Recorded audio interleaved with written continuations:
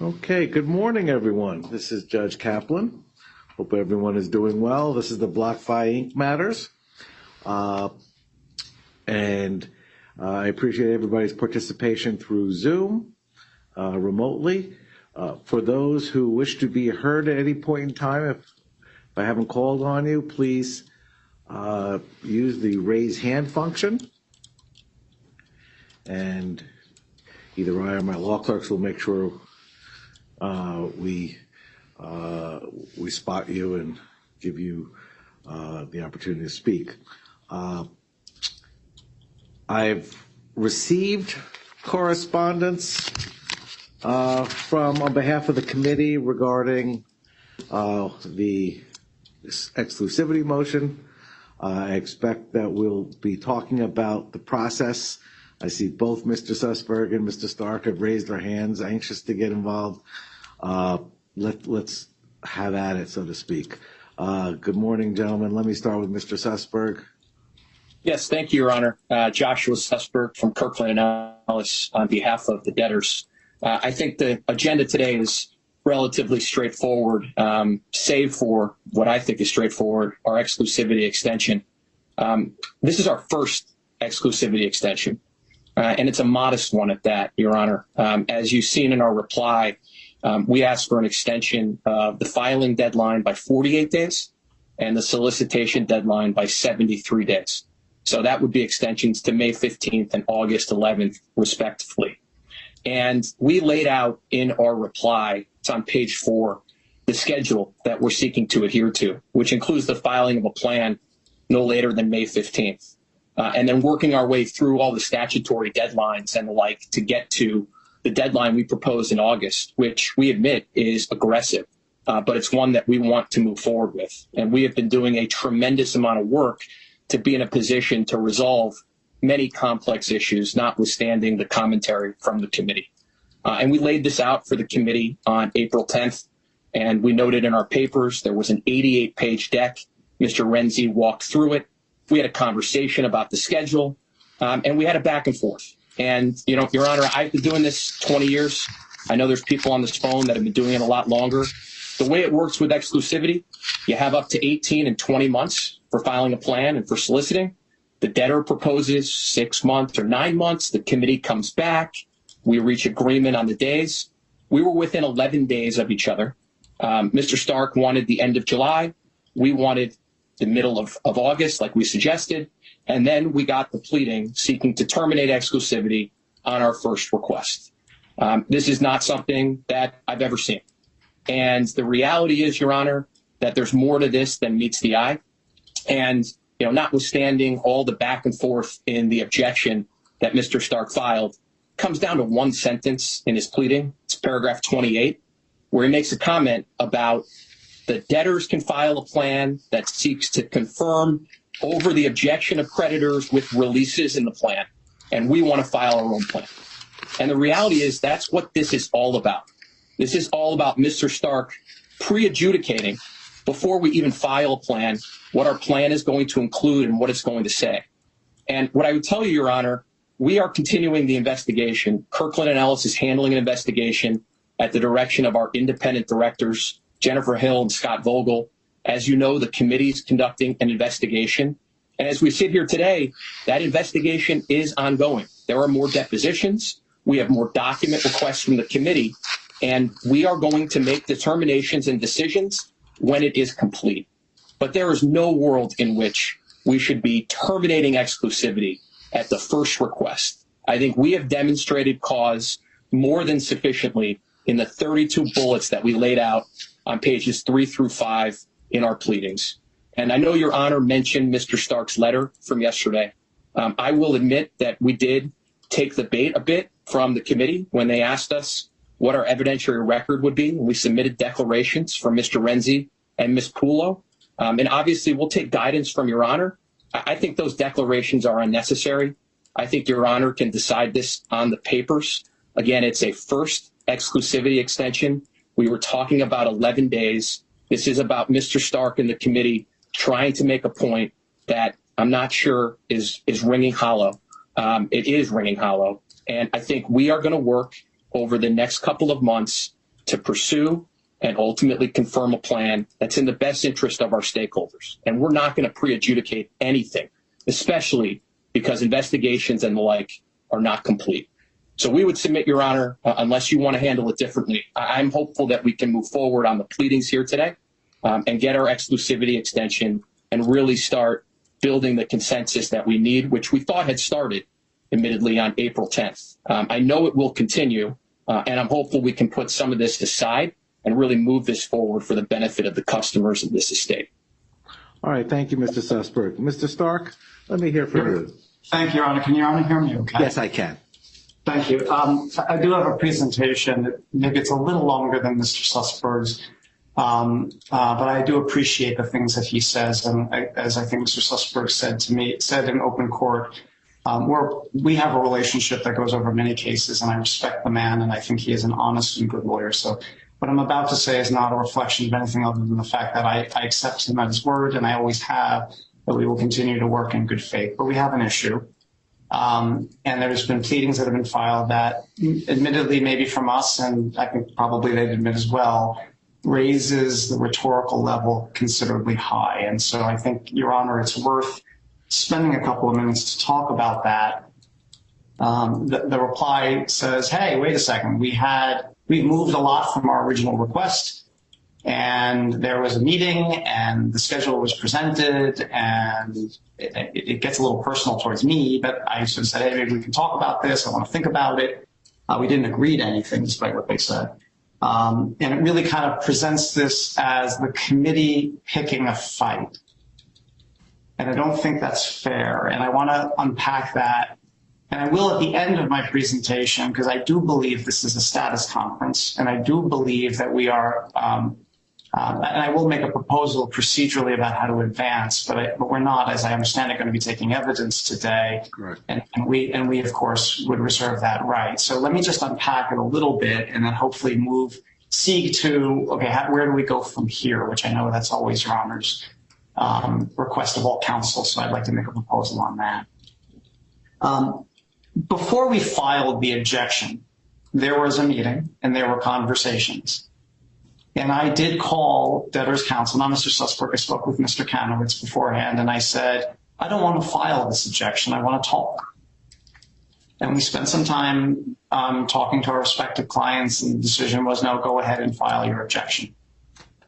Okay, so we filed the objection. I assumed we would continue to talk thereafter. It went, it zigzagged to what I now read as a fairly heavily handed rhetorical position. We have sort of 2 points that are going on underneath this. The first is the need for speed, and I want to spend a minute or two because it's not only us talking, three of us talking right now. It's also a lot of people listening to what we're talking about right now. So I'd like to say a few things on speed. And then let's talk about that underlying substantive issue, because it's enormous. And the pleading kind of masks the substance with very heavy-handed rhetoric, and I think we need to talk substance at this moment. On the need for speed, I want anybody who's reading the debtor's motion and the reply papers, there's sort of this imperialistic kind of tone, and it comes right off the shelf from every other Chapter 11 case. Hey, we get exclusivity because that's de rigueur. We get it because we ask for it. Cases are big. We get it and move it forward. There's iteratives, but it doesn't really say anything substantively about progress. But I understand that's what we do in most cases, but this is not most cases.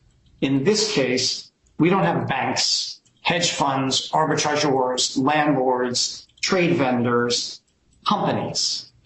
In this case, the creditors are people, individuals, moms and pops, many of whom have lost their life savings. And Your Honor, I know, has received a number of communications from some of these people. At the last hearing, I got up and said, please don't call Chambers anymore, call me. So Your Honor can only imagine how many you're receiving, because I'm receiving more.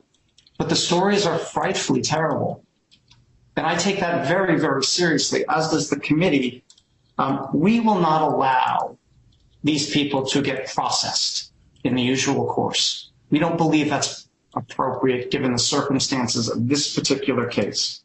I can't explain 4 months from now why we can't get something done. I've been saying for quite a while now, we want a plan on file that we can agree to before there are leaves on the trees, and there are already leaves on the trees. And I can't explain the delay. It is the debtor's job in a case as personal as this one to say in open court in a much better way than the pro forma ipsit dixits that's been filed already, why it takes 4 more months, why the separation from money is so important. Not for me to do. Second, this case is burning money. It's clear it's burning money. And yes, this little contested matter is burning money. But there's a rule, Your Honor, and I learned it when I was in college. It's called Parkinson's Law. Maybe Your Honor knows this. Work will always expand to fill the time allotted. And in bankruptcy, Parkinson's Law is visited in the millions and the tens of millions monthly, 2 months, because most of us are on an hourly time basis, and these are not small law firms involved here. But we don't normally have to talk about Parkinson's Law in bankruptcy cases because we have a DIP loan.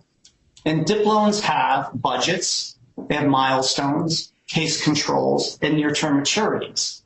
And so debtors have to move quickly because the secured lenders demand it, and those are the rules of engagement in every case. But not so here, because what the company did the minutes before bankruptcy is they sold all the crypto that was domestic.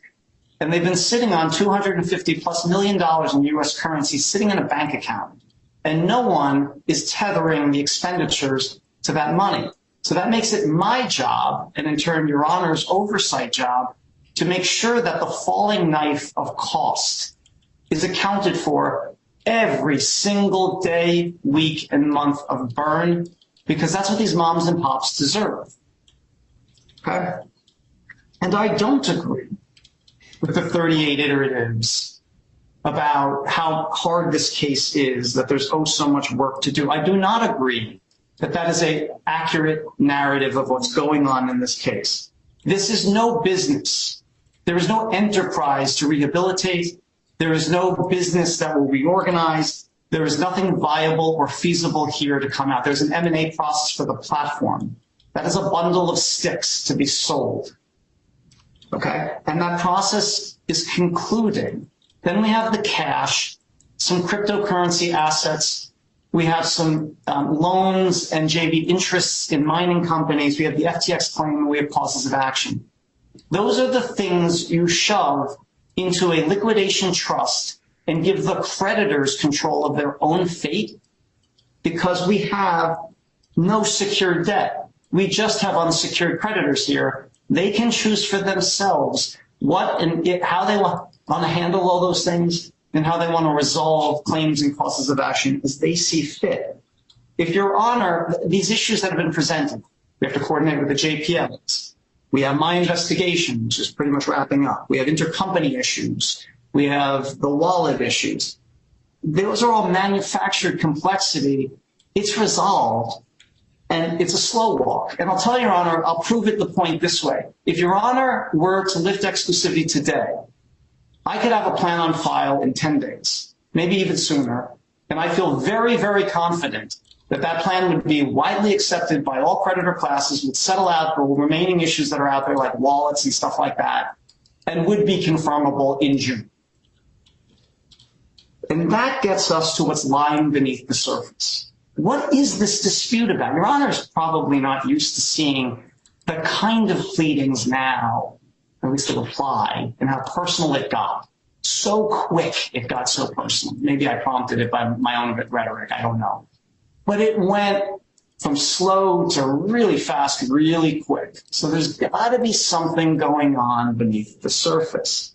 And in fact, it's not the calendar, except in this respect. It's not May 15th, right? If Your Honor were to set the deadline tomorrow for filing a plan, they'd have a plan on file. They already have a plan on file. They filed it on the first days of the case. It's the solicitation deadline that's the hard one. Okay, usually you get 2 months, they want 3, and they put in an affidavit about, well, in this case, for some reason, unlike any other case that any of us are involved in, they need an extra month here. But let's just talk about mid-August for a second from a different vantage point, okay? I didn't fall off the turnip truck yesterday. I know what plan they're going to file, okay? And we've had lots of conversations among counsel. Again, I talked to counsel before I filed my objection. We've had conversations since, okay?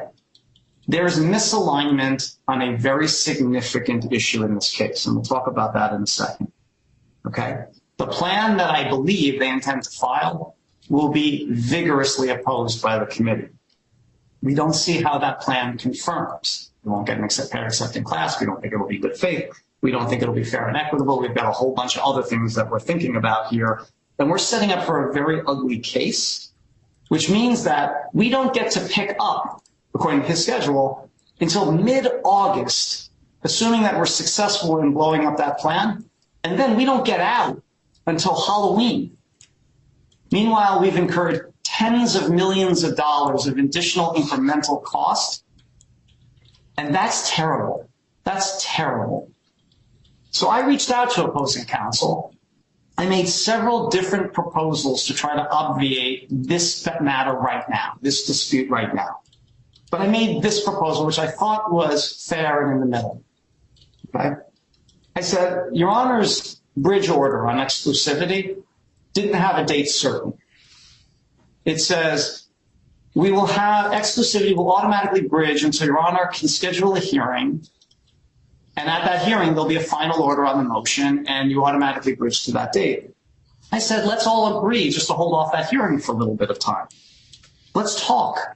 Let's put some oxygen into our respective positions and talk it through and see if we can find common ground, as opposed to going immediately to the fight.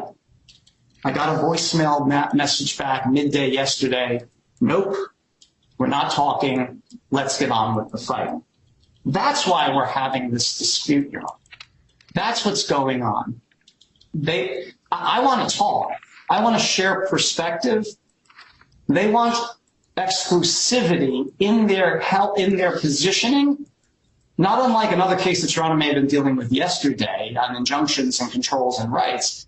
And we want the ability to talk as opposed to being held in the gulag for a while and have to essentially be extorted by time and cost runs to giving in on something we feel very strongly about.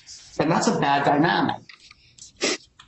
I wanted in this presentation, Your Honor, to not want to talk about the issue, the big issue in dispute. I wanted to measure my words because maybe Pollyanna-ish. I thought if Your Honor found my proposal acceptable, put the hearing out for the end of the month. Let's see if we can't talk it through. Let's try to find some common ground before we went hammer and tongue with each other.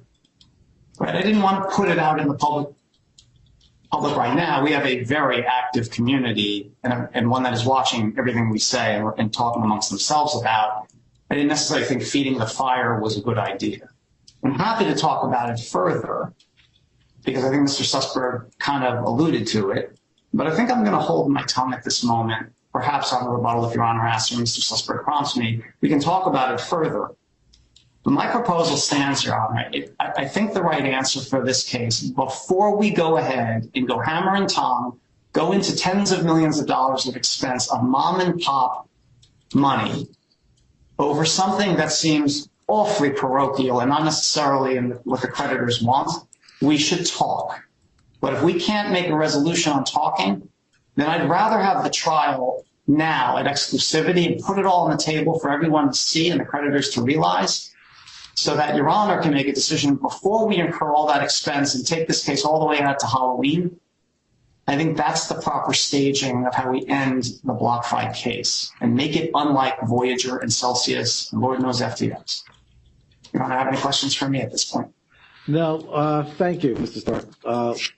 Let me go back to Mr. Sussberg and hear from his any response. Yeah, I have a few, Your Honor. Thank you. Joshua Sussberg, Kirkland and Ellis. As I've told Mr. Stark before, none of this is personal. We're all trying to get to the right answer. But the one thing he said that demonstrates that exclusivity and an extension is critical here is he said, and he hasn't even seen a plan from the debtors. He said there is no plan that the debtors will propose that he will recommend his constituents agree to.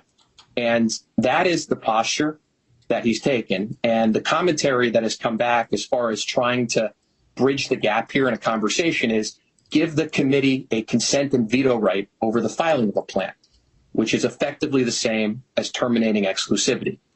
And I'm reminded of the Dow Corning case because it's cited in Mr. Stark's pleading. And the one thing that stuck out to me was the chaos factor that the courts allude to in Dow Corning. This is our first exclusivity request extension. We are asking on April 19th, today, to have a deadline of May 15th to file a plan. We intend to share that plan with the committee in the next week or so and then get it on file. And then we'll move forward with that plan. And just like all Chapter 11 plans, this is no different, notwithstanding the constituencies. There are differences in the case, I admit.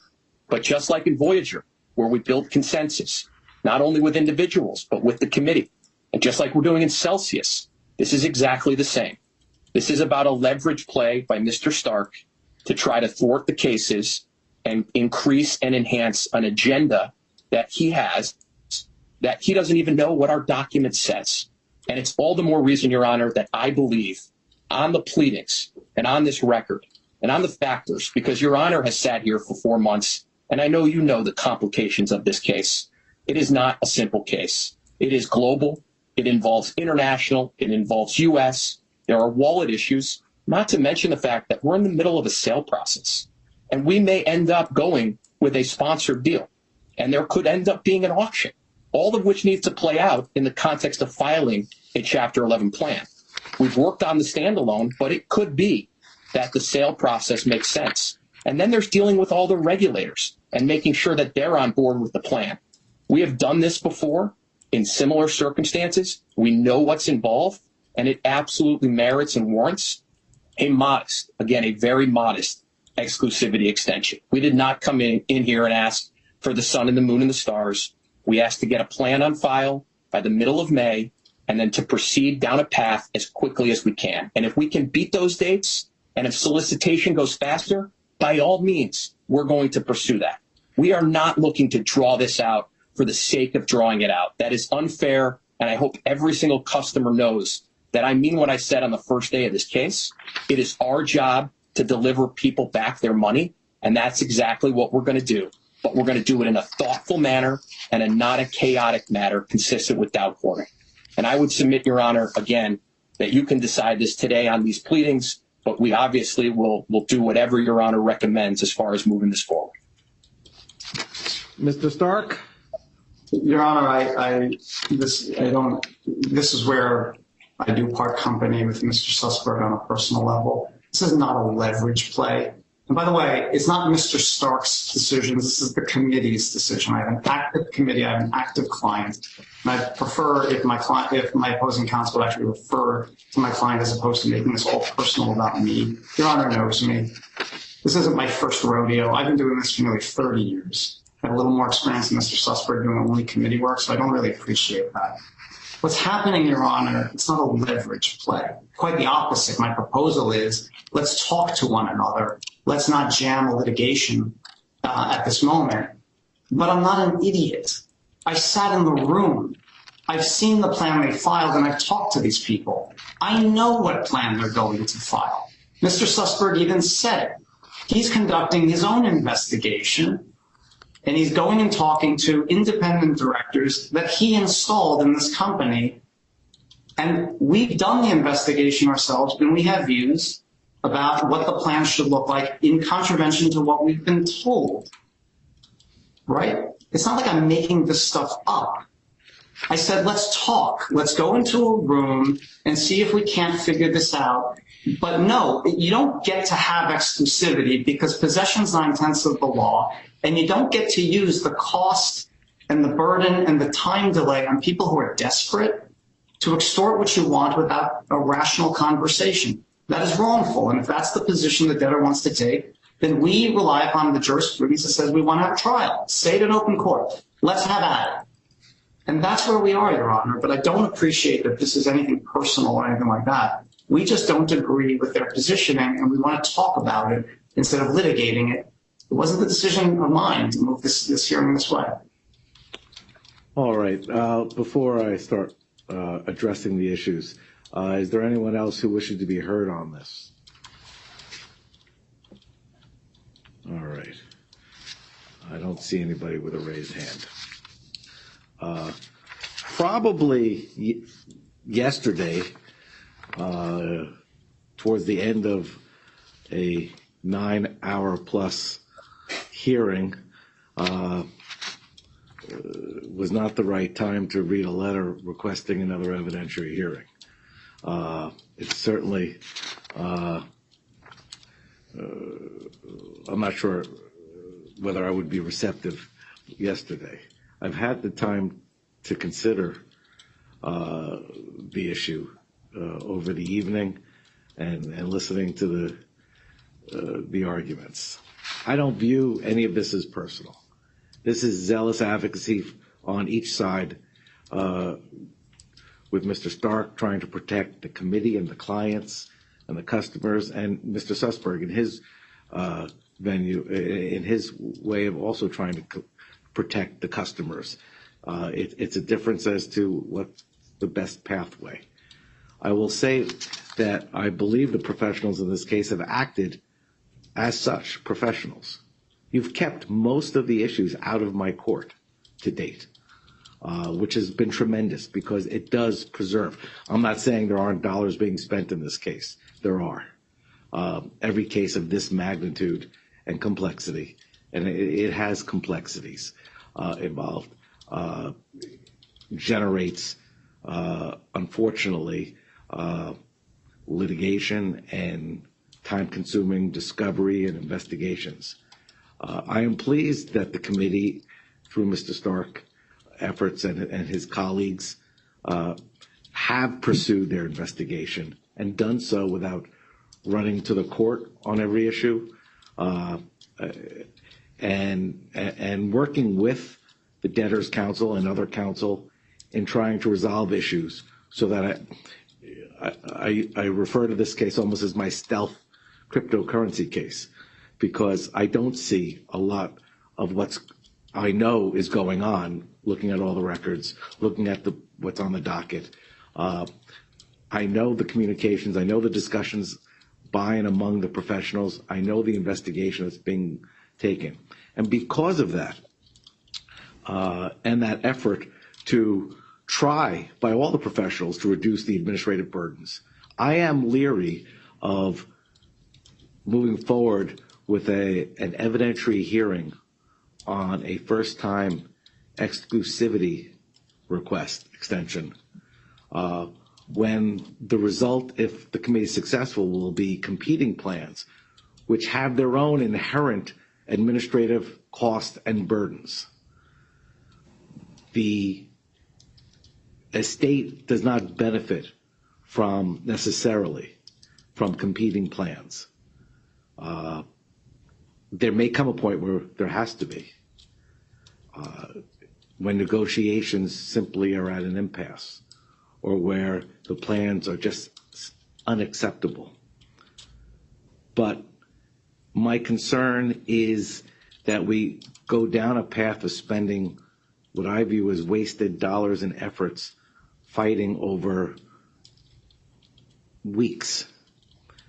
I've seen in Celsius, I've seen in Voyager, you all have more experience in these cases, the complexities and the stop and goes of the processes. We see confirmed plans that are suddenly on hold because not all the ducks were in order, with stays in place, and then appeals to district courts and circuits. We see a very active regulatory scheme in which, just from reading the papers, we understand the SEC pursuing regulatory actions against exchanges and platforms, which adds to the complexity in trying to find an exit strategy for this debtor, BlockFi, that's appropriate. I agree wholeheartedly with Mr. Stark that speed is important, the interest of these customers are important, and this needs to move forward. I guess where I differ respectfully, Mr. Stark, is the idea that we just have the trial now, because I don't on exclusivity, because I don't think we limit the trial there. That's just the first trial, and then we have a trial with competing plans and competing disclosure statements, and let alone two different proponents of plans trying to come to terms with regulatory issues, international issues, liquidation issues. I've read the two declarations that were filed. Ms. Pulo, which speaks from Kroll as to a timing, and Mr. Renzi's declaration, which, frankly, and it's no disrespect to Mr. Renzi, he outlines everything that's going on. I can look at the docket and get 80% of what the content of the declaration just by looking at the docket, because it shows the activity of the debtor and the committee in this case. It's not, these declarations aren't dispositive. I want to turn to Mr. Stark and ask, is there, and my preference in all candor is to decide this on papers rather than evidentiary hearings, which necessarily involve discovery, argument, court time.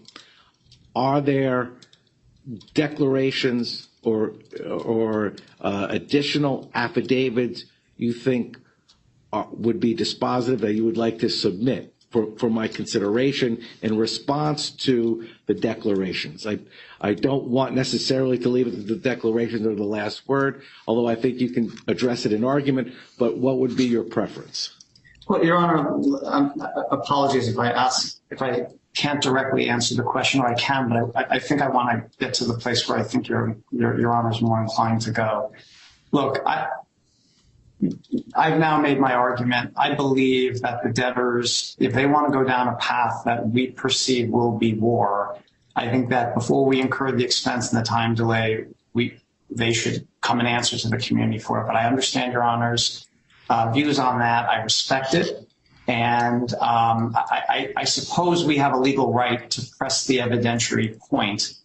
But I understand Your Honor's ruling and I respect it. And so therefore, if 80% of what Your Honor feels confident in rendering the ruling on is from the docket itself and is not going to be reliant on the declarations in any way, shape, and form, then it would not be a good advocate's role, I think, to get in the way of where the judge is inclined to go, and let's just move forward. But as long as the record is clear, when and if we find ourselves back in the future, back to a moment that I've presaged at this moment, and we may.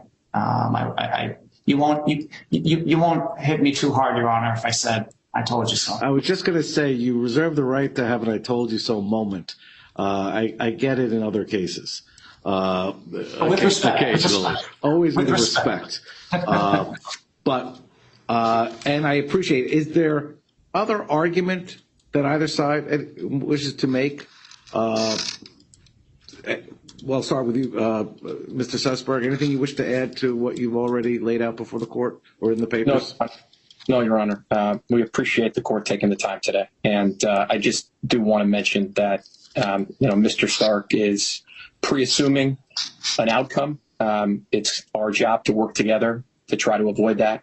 We will get them drafts of documentation, and Mr. Stark and I have already talked about sitting down and seeing how we can reach middle ground. We've done it many, many times before. I'm hopeful that we will do it yet again. So thank you. All right. Thank you, Mr. Sussberg. Mr. Stark? I'm looking forward to that phone call, and we'll have a meal, and hopefully we can find some common ground. But I respect Your Honor's decision today. And thank you. And Mr. Stark, I want to definitely express my appreciation for the professionalism.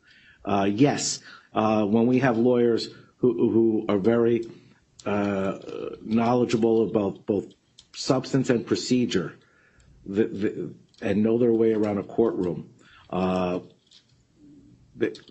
that's one thing. But to recognize expediency for the benefit of their clients is more of a rarity, and I appreciate those efforts.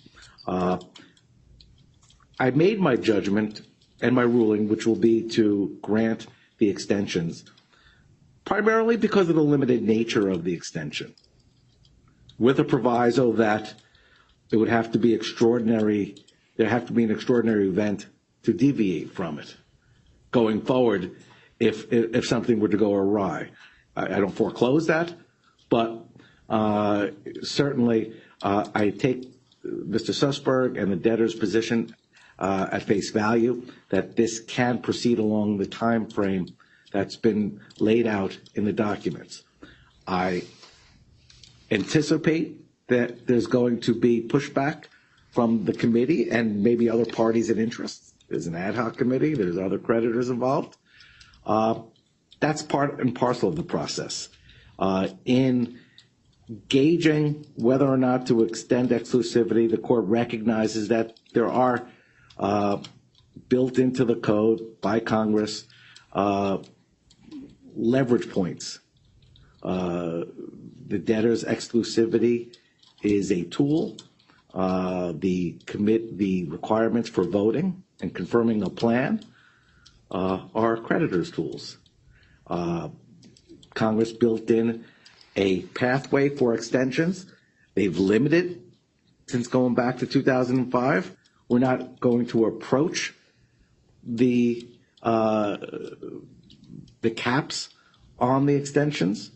We're talking about a plan being filed somewhere in early May and a process that will take us into the summer. The good news is I have relatively few travel plans in July and August, so I won't be holding you all up, and I will make the court available.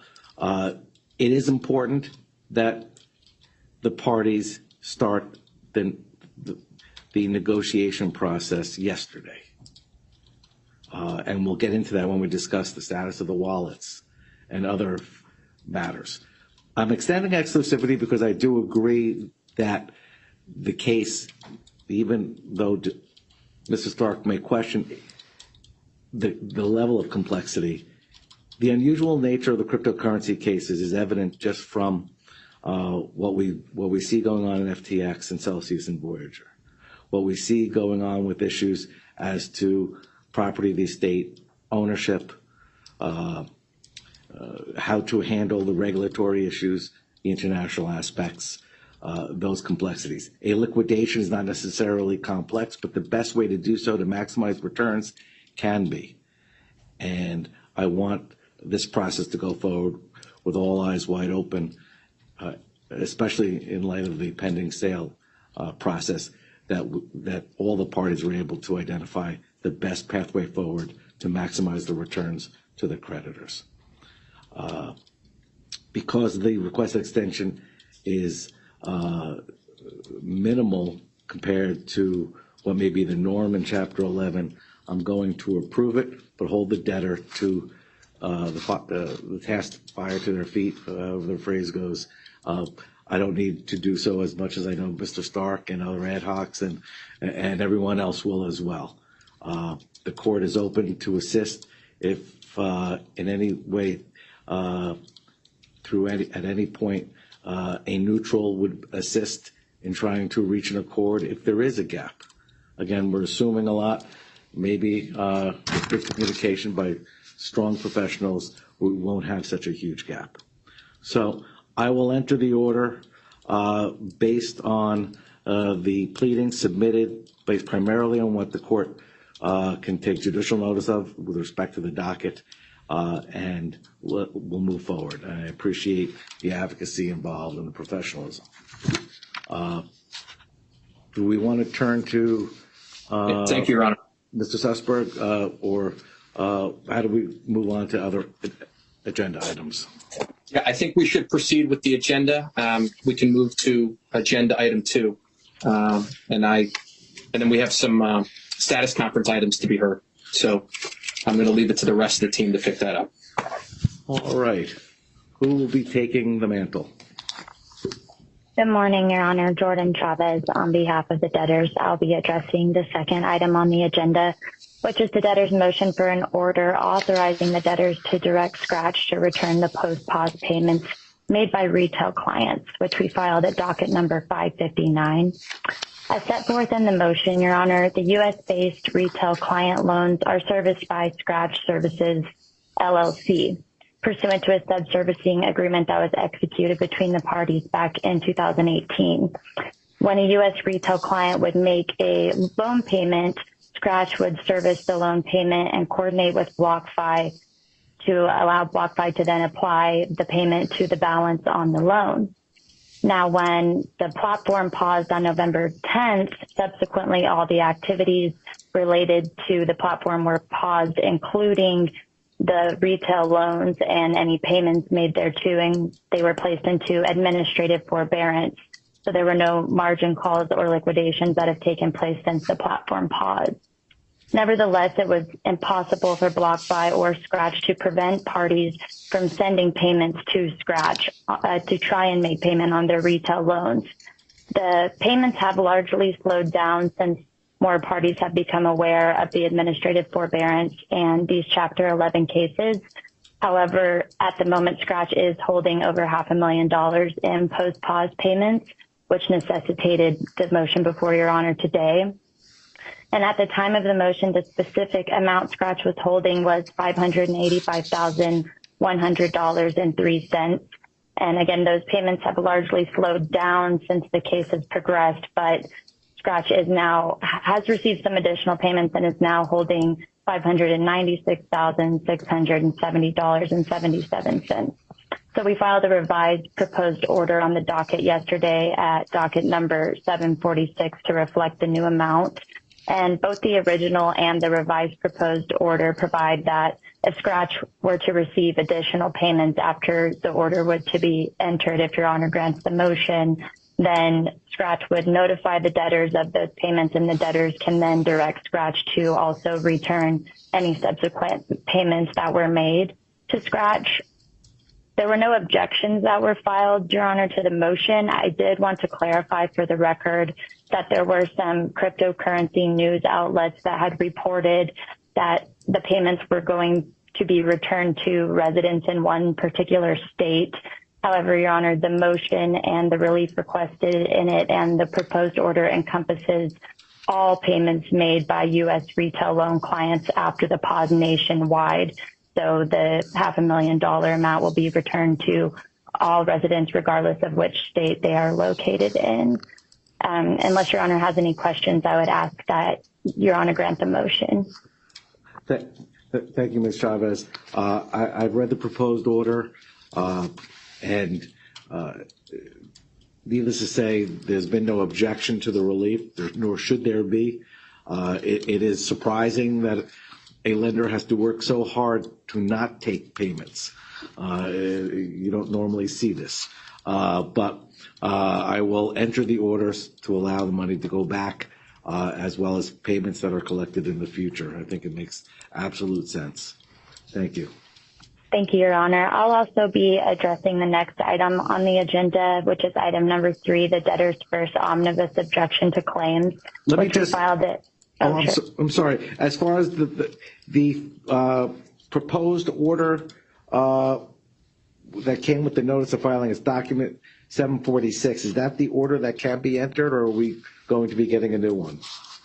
Yes, Your Honor, that order can be entered, but we're happy to submit a copy to Chambers if Your Honor prefers. I think it's always cleaner. Just send it directly to Chambers. Sure, we'll do that following the hearing. Thank you, Your Honor. Thank you. Now, as to the objection. Yes, Your Honor, we filed the objection at docket number 573, which was accompanied by a certification of CRO Mark Renzi that we attached as Exhibit A, and I would ask that Your Honor admit the exhibit into evidence. So admitted. Thank you. For the record, as Your Honor is probably aware, this hearing was adjourned from April 11th to April 19th. So I did want to state on the record that we did serve the claimant with a notice of the adjournment at docket number 684. The claim numbers that were filed that were included in the objection are claim number 1363, which was filed for asserts a $100 million secured claim against all of the debtors. And then claim numbers 1649 and 3217 assert a secured $2.2 trillion claim against BlockFi Inc. So the basis for the objection is that the debtors have no record at all of this account holder with the name and address that were provided in the claim, and no documentation supported a valid claim against the debtors, let alone a secured claim for such an exorbitant amount. The debtors did reach out to the claimant multiple times, as we set forth in the objection, to try and get more information and more documentation to try and support the claim. I think on one particular date, March 2nd, we did receive some documentation from the claimant, but it was largely non-responsive and duplicative of what was already attached to the claims. We did explain the claim objection process as the claimant is pro se, and including that they could file a formal response by the deadline and attend this hearing if they desired to defend their objection. No timely response was filed to the objection by the deadline, and the claimant has not amended or withdrawn the claims. With all of that, Your Honor, I would respectfully request that the court sustain the objection and enter the proposed order that was attached to the objection and disallow the claims in their entirety. Is there anyone who wishes to be heard on this? All right. Mr. Aulet? Yes, good morning, Your Honor. The committee fully supports this objection, as you might expect.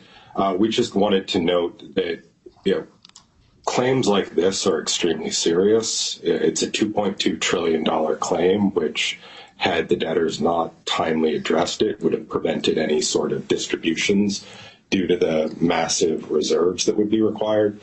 And so we just urge the court to enter the order.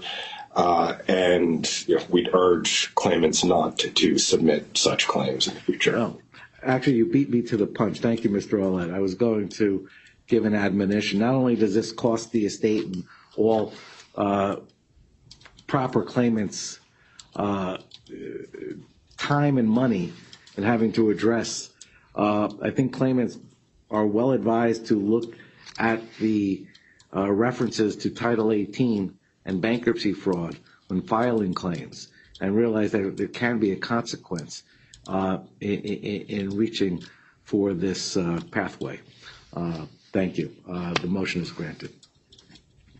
Thank you, Your Honor. That's all from me today, so I will turn it over to my co-counsel and the U.S. trustee to address the status conference. Thank you. All right. Thank you. Good morning, Your Honor. Christine Okike of Kirkland & Ellis on behalf of the debtors. I think it makes sense for me to provide just a brief update on the debtors' cash position, which kind of relates to the U.S. trustee's motion to compel the debtors to comply with Section 345, if that's all right with Your Honor. Yes, please. So, Your Honor, while the debtors have opened up several new bank accounts at authorized depositories, those banks continue to struggle to obtain surety bonds. My understanding from conversations with the banks is that the surety bond market has essentially dried up in the wake of the collapse of Silicon Valley Bank and Signature Bank. And I know that other debtors are struggling also to obtain surety bonds. So Your Honor may recall that we had a substantial amount of cash invested in money market funds at Silicon Valley Bank, where the counterparties were BlackRock and Morgan Stanley. And those money market funds were invested in government securities. Following discussions with the U.S. trustee, we converted those money market funds into cash, and that cash was sitting at Silicon Valley Bridge Bank. At the time that we made the conversion, all funds in the Bridge Bank were fully insured when the government took over. But now that deposits have been transferred from the Bridge Bank to First Citizens, FDIC protection has dropped back down to $250,000 So given just the inability right now to obtain surety bonds and also the desire to be responsive to the U.S. trustee's request, the debtors intend to file a motion in the near term seeking authority to invest in treasuries that are backed by the U.S. Or alternatively to invest in money market funds that are invested in government securities. The debtors continue to believe that money market funds are safe investments because the exposure is to the funds themselves and not the bank, which I think is probably a good thing just given the uncertainty in the banking industry right now. So with that, I'll turn it over to the U.S. trustee. I know we've been having several conversations to try to find a way to move forward, but unfortunately, just given the banking situation, we have not been able to obtain surety bonds, and we obviously have cash above FDIC limits. All right, thank you. It is an issue and a difficulty. Mr. Sponder, or did you want to speak? Thank you, Your Honor. Jeff Sponder from the Office of the United States Trustee. I appreciate the position, or the United States Trustee, I should say, appreciates the position that the debtors find themselves in. However, they still are not complying with 345, and I think it's even worse now, be it that SVB Bridge Bank has gone to First Citizens and has limited back down to the $250,000.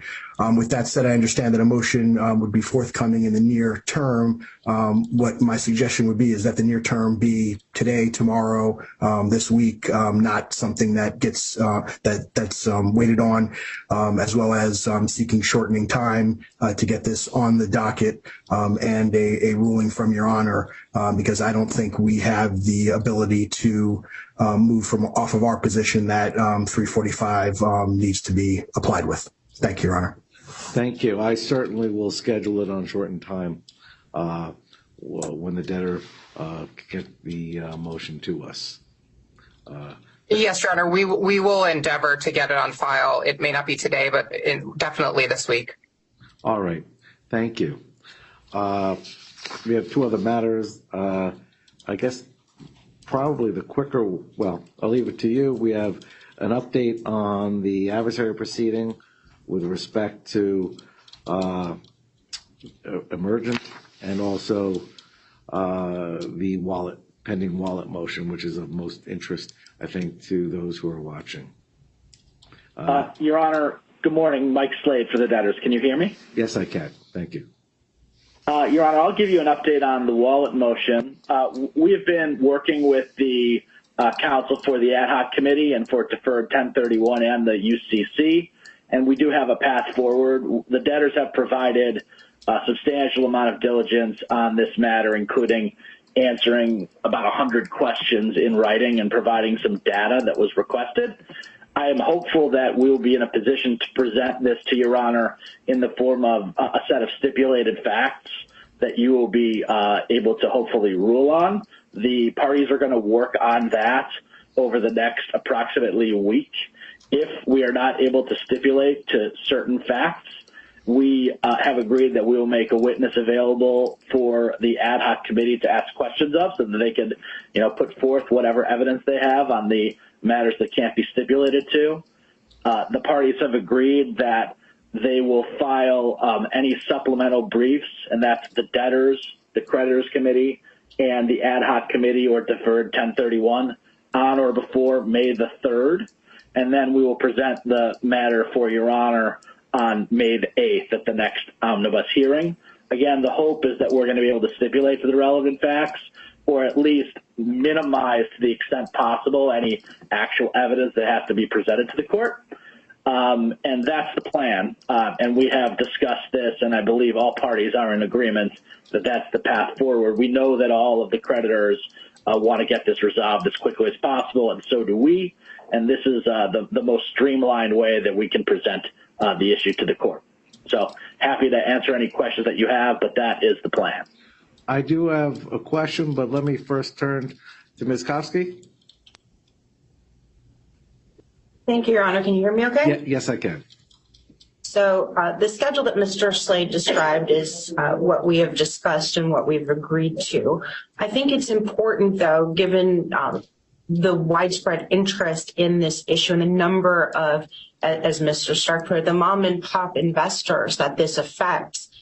There's been a lot of misinformation online, a lot of questions about what's going on. Why is this taking so long? What's everybody doing? Why have there been so many delays? We should have had this resolved already.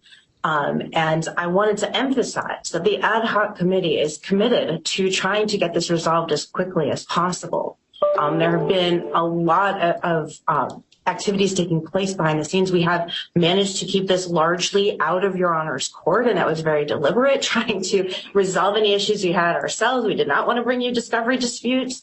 We did not want to spend money of the estate that we didn't need to. The ad hoc committee, and I'll speak for deferred 1031 as well, I'm sure Mr. Besikoff won't mind, we jointly agreed to forego formal discovery in this matter, even though it's a contested matter where we would have been entitled to take full-blown formal discovery. Instead, we simply asked a series of questions in plain English and agreed to accept answers on an informal basis. It has unfortunately been an extremely slow process. For example, it took 3 written requests and almost 2 months to get an answer to the simple question of, tell us what assets are in wallet. What's actually there? So while we have finally obtained the information most of the information that we've been seeking from the debtors, I want to make it clear, we're not trying to slow walk this in any way. The ad hoc committee has always been willing to move expeditiously, but we're entitled to get the information that we need in order to support our objection to what the debtors are seeking to do to their customers. And so that's really the reason for the repeated adjournments and extensions and why this matter hasn't been heard yet. It's really simply we've needed to obtain the necessary information to understand how the debtors' processes worked behind the scenes, what exactly was happening, what assets are where. And so I wanted to just make it clear to the wallet account holders who are not members of the ad hoc committee, who perhaps have not been able to hear on a periodic basis and get updates about what's been going on, just to let them know we have been working expeditiously to try to get this resolved. Thank you. Actually, that was the direction of my questions. And I'm aware of some of the complexities inherent in the potential differences from pause dates to potential preferential transfers. But let me ask what may be a naive question. Are there funds held currently now in wallets that are not subject to dispute that can be released to wallet holders, that are not subject to any set-off claims or defenses or any issues as to pause dates, etc.? Your Honor, again, I apologize if it's not a simple question to answer. Yeah, Mike Slade for the debtors, Your Honor. I think that depends on the outcome of this motion. If the court agrees with the position of the debtors and the creditors committee that the attempts after the program pause to move assets from the B accounts to the wallet, if you agree with us that those are not effective, then the answer to your question is yes. We believe that there will be some funds that, in cooperation with the creditors committee, we are going to be in a position to be able to release. If that's a substantially more complicated question, if my colleague on the other side, Ms. Kofsky, succeeds in her motion, then, to be honest, I'm not quite sure what we're going to do, but I believe the answer is that there won't be the ability to release any funds until certainly a plan is confirmed. That's at least my belief sitting here today. Well, thank you. I think customers, wallet holders are entitled to at least to understand and appreciate the realities. Ms. Kofsky, is your hand still up, or was that from before? It is, Your Honor. I just wanted to clarify a couple of points. Mr. Slade referred to the ad hoc committee's motion. The ad hoc committee doesn't have a motion on file. The debtors filed a motion and bear the burden of proving their entitlement to reverse transfers that actually took place. And that's what they're seeking to do, and the ad hoc committee has objected to that. I also wanted to clarify that the sole issue that we're seeking to have the court determine on May 8th is simply, were those transfers that were made while the system was still operational, were those transfers effective or not? and it sort of goes to the definition. What does transfer mean in this context? What constitutes a transfer? We're not asking the court to determine, well, if the transfers were effective, where do they get paid out of? What assets are available to satisfy them? Are they subject to potential preference clawback? That's all for another day. This is really the gating issue of, did transfers happen? Understood. Thank you, Ms. Kowski. Mr. Allett? Thank you, Your Honor. Kenneth Allett, Brown Rudnick for the record.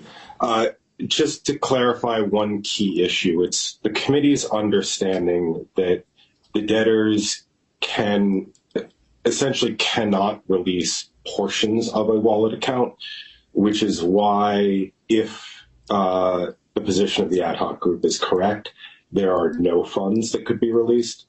Obviously, there would be funds that nobody disputes, even if all of those funds are moved into wallet and there's a large shortfall. The issue is that, to our understanding, the debtors outside the plan construct have the ability to potentially make 100% distributions, but not, for example, to pick a number, 50% distributions or anything aside from 0 or 100%. So there's a substantial amount of funds where there is no dispute, but that technical issue prevents those funds from being sent out because the funds that are not in dispute represent less than 100% of an account.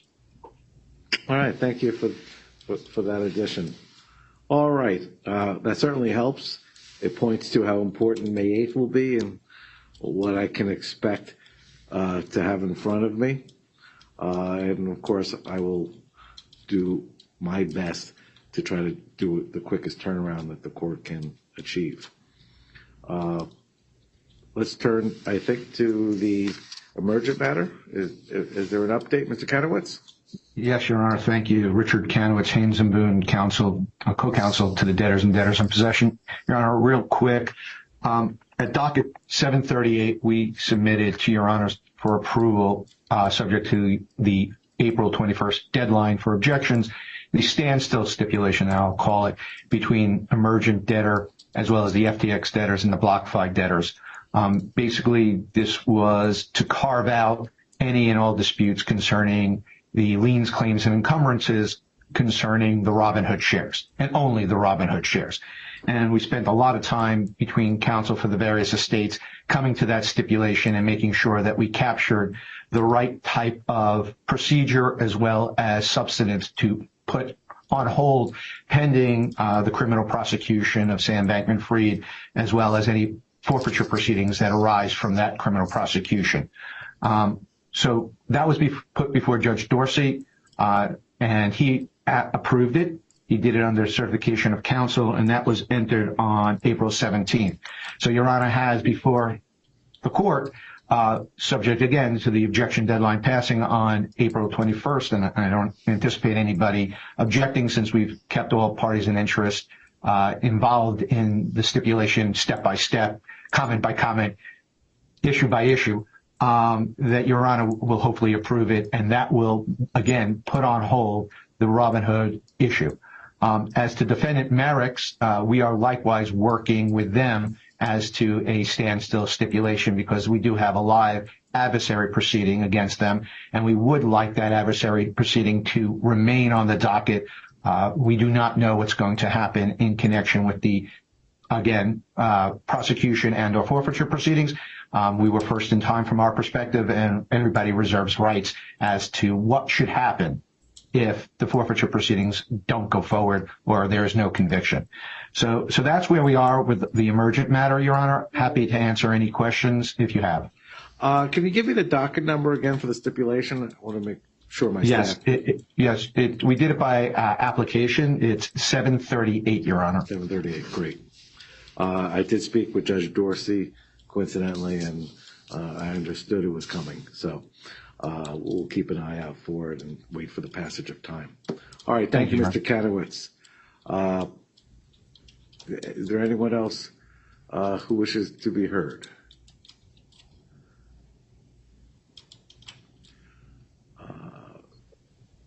right. I'm not seeing anyone. I thank everyone for their time and effort. And I guess the next date is the May 8th date, unless there's something emergent in between. So be well. Thank you. Thank you. Thank you, Your Honor.